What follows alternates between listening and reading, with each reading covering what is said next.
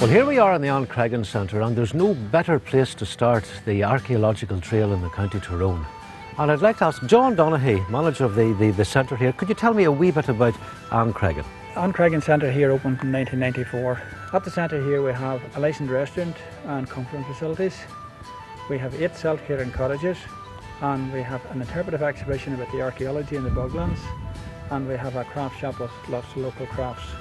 It's a good starting point, I think, for anyone who wants to have an introduction to archaeology of the Sperrins. There's absolutely, there's no better way to begin an archaeological tour of the area.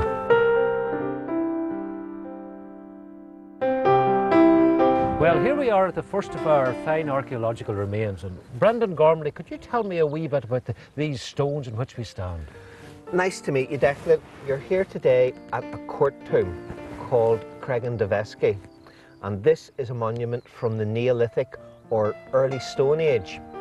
This is known as a chambered grave or a chambered tomb. You have semicircular court at the front in which ritual of some sort took place before the remains were physically taken and placed within the chambers of the tomb. You have the beginnings of enclosed areas for ritual purposes, and that takes us on to the next site we're going to visit. Well, Brendan, here we are in our second site, the Baymore Stone Circles. Now, could you tell me a wee bit about these particular stone circles? Sperrin stone circles are unique to the region, and these circles, like a lot of the other circles within the region, were dug out of the bog in the 1930s. They are Bronze Age in date, which would put them about 1800 BC to 1100 BC.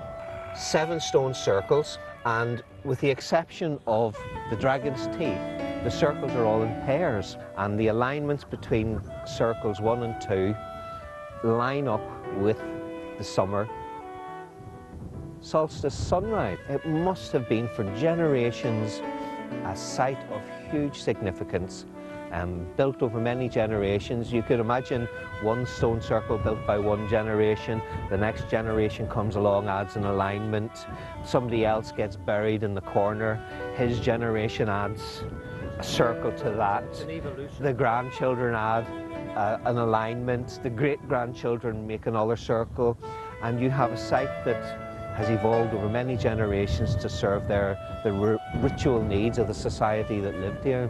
And the next site we'll go to is a site of ritual that would be a lot more familiar to the modern traveller.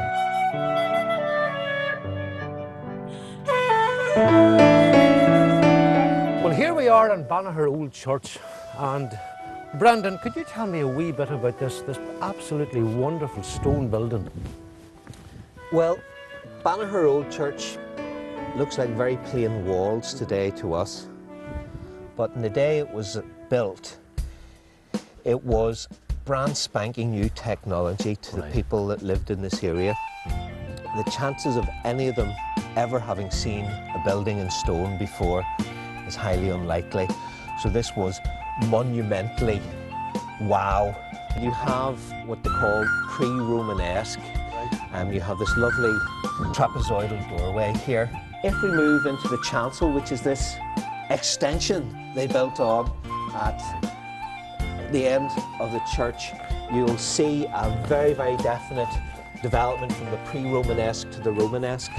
The standard of the masonry is huge. Well, Brendan, thanks a million for telling me the stories of Banagher Old Church. You're very welcome, Declan. We've travelled through the Sperrins for about 5,000 years in the 3 monuments we've visited. And there's still more stories to tell.